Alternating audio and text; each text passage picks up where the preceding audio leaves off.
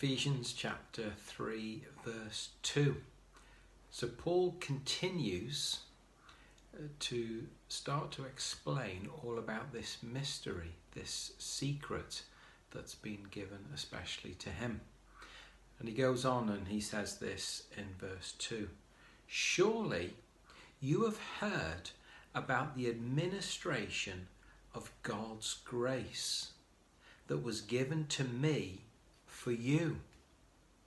Paul's telling them, look, listen, you know, do you? I'm sure you do. I'm sure you've heard that I was given this particular gift, this calling. He calls it an administration of God's grace. It was a task, a particular special task that he was given. And now he's going to explain more about that, but he's already shared on a number of occasions in some of his other letters that he was given this particular task that was quite different to a number of the other apostles. He was given this particular task of being called to the Gentiles.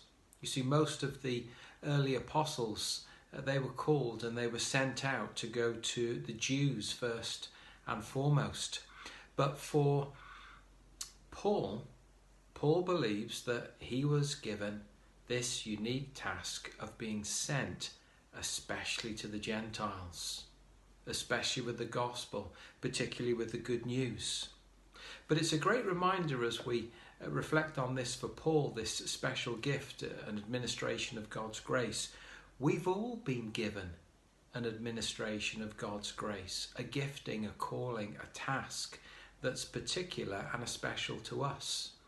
Remember back in chapter 2, and it was verse 10, where we read about the fact that we have been called according to God's workmanship, his handiwork, and we've been given these good works that have been prepared for us in advance to do for him.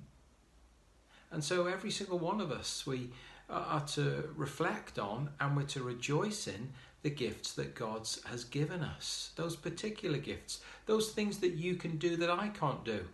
For example, because you live somewhere where I don't, or I work in places that you don't work. And so we all have these particular gifts that God gives to us.